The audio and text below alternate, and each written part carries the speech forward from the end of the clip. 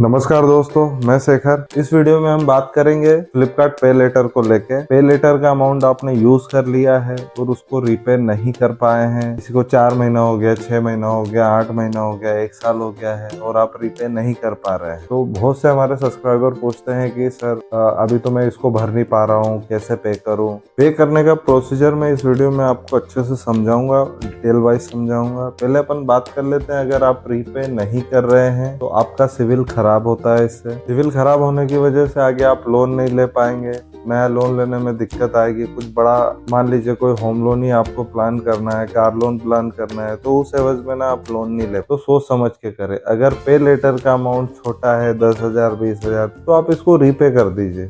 पूरा आउटस्टैंडिंग आप रीपे करेंगे, आउटस्टैंडिंग जितना वहां दिखा रहा है उतना रीपे करेंगे, तभी क्रेडिट ब्यूरो को जाएगा, आपकी रिपोर्ट IDFC देगा कि हाँ इस बंदे से ये अमाउंट पूरा हमको मिला है। तो ये हर मंथली या फिर क्वार्टरली ये रिपोर्ट क्रेडिट ब्यूरो को भेजते हैं। तो अगर लोन अमाउंट कम है तो दोस्तों मेरा सिंपल सा सजेशन है कि आप इसको रीपे कर दीजिए।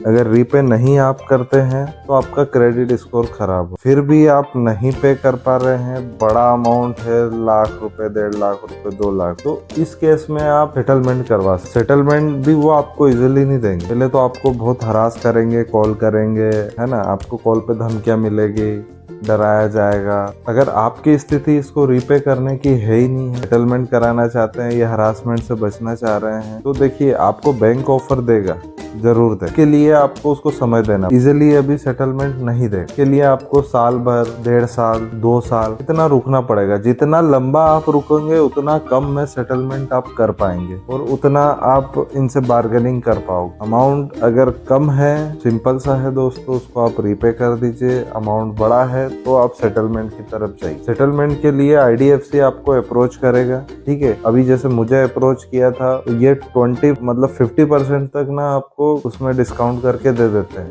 आपके आउटस्टैंडिंग अमाउंट पर। आप उस पर भी बार्गेनिंग कर सकते। मैंने तो ऐसे ऐसे केसेस देखे हैं जहां ये इन्होंने 25% 30% इस पे भी क्लोज करके दिया है। बाकी फिर आपके ऊपर है कि आप इसको कैसे क्लोज करवा रहे हो, कैसे नहीं करवा रहे। ये सिर्फ आपकी बार्गेनिंग पे है, कितना हरासमेंट आप झेल पाते हो। और हरासमेंट भी बैंक खुद नहीं करता है। देखिए 3PL पार्टनर्स वगैरह इनके होते तो ये लोग पूरा मैनेज करते हैं और वो उनको तो कमीशन चाहिए होता है उसको। वो अपने हिसाब से कस्टमर को हरास करते हैं, जितना हार्ड हो सकता है उतनी हार्ड रिकवरी आपसे करने के लिए ये लोग लगे रहते हैं। आप दोस्तों अब चलते हैं अपन मोबाइल स्क्रीन पे। मैं आपको लेके चलता हूँ कि कैसे इन IDFC वालों ने मुझे अप्रोच किया और क्या परसेंट पे डिस्काउंट देके ये सेटलमेंट करने को राजी हो। तो मैं आपको पहले तो व्हाट्सएप दिखा देता हूँ। देखिए दोस्तों, ये मैंने इसको ओपन कर लिया है मेरा ID डाल के। ये तो मुझे सीधे व्हाट्सएप पे इन्होंने भेजा हुआ है। 53% का देखिए ये वन टाइम सेटलमेंट मुझे दे रहे हैं, जिसमें वेवर कर रहे हैं। और मुझे पे कितना करना है, 10,240। और आप अगर मेरा पूरा आउटस्टैंडिंग देखेंगे, मैंने कितना यूज किया है, वो 21,827 रुपए यूज किया हुआ। पर ये अलग अलग प्रोडक्ट है। एक ही अमाउंट ये है, कुछ एक अमाउंट और मेरा 40,000 का है, वो अलग से उस पर वेवर कर रहे हैं। तो अगर मैं इसकी बात करूं पर्टिकुलर, तो देखिए ये मुझे 53% का ऑफर दे रहा है। अब डिपेंड करता है कि